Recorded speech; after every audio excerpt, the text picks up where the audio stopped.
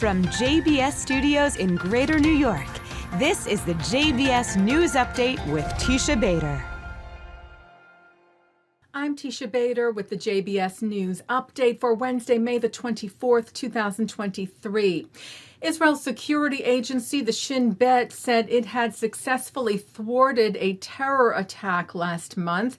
The Times of Israel reports that terror group Hamas had recruited an Arab-Israeli man several months ago to plant an explosive device on a bus in the northern city of Hadera. The Shin Bet was cited saying the suspect, due to financial pressure and mental distress, began to adopt the ideology of the Muslim Brotherhood and later decided that he wanted to commit jihad. He was arrested last month by Israel police before any plans were carried out. Israeli Prime Minister Benjamin Netanyahu took to social media today to laud Israel's passing of its state budget, saying now efforts towards reaching a compromise agreement in the judicial overhaul crisis would get back on track. Talks had been paused this week due to a busy legislative schedule at the Knesset, mainly regarding the budget. And the Prime Minister said today, "We will, of course, continue with our efforts to arrive at a broad consensus agreement to the extent possible on the issue of judicial reform. I believe with goodwill and real will, it's possible to come to agreements that will serve all citizens of Israel."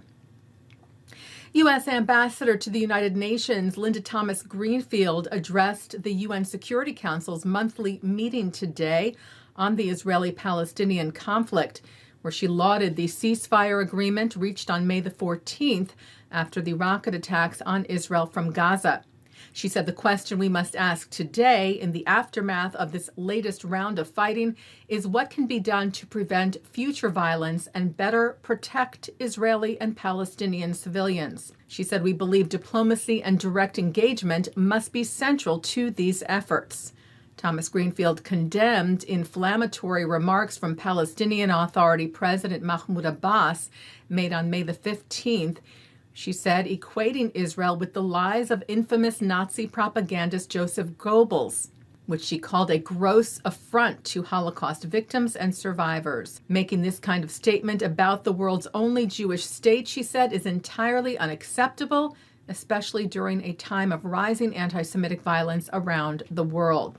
Thomas-Greenfield also raised concern about, she said, the provocative visit an Israeli minister made to the Haram al-Sharif, the Temple Mount, in Jerusalem on May the 21st, and the accompanying inflammatory rhetoric, referring there to a visit by Israeli National Security Minister Itamar Ben-Gvir. Thomas-Greenfield stressed, "I want to again urge all parties to exercise restraint in both action and rhetoric and find ways to build confidence, such as the return of remains of those killed in conflict." And I reference in particular Hadar Golden. We must find a way to give his parents peace.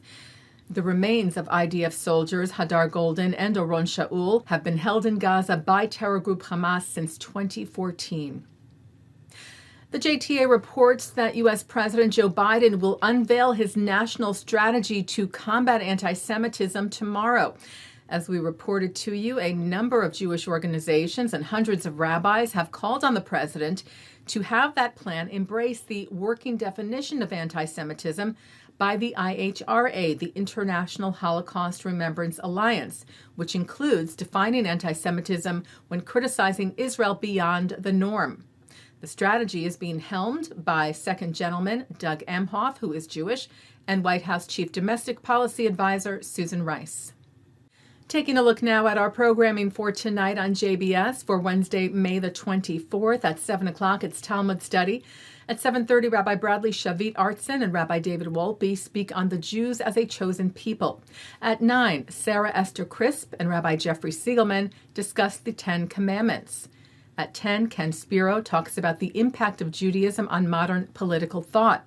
And coming up next, it's Thinking Out Loud. And that's the JBS News Update for Wednesday, May the 24th, 2023. I'm Teisha Bader. Stay healthy, stay well.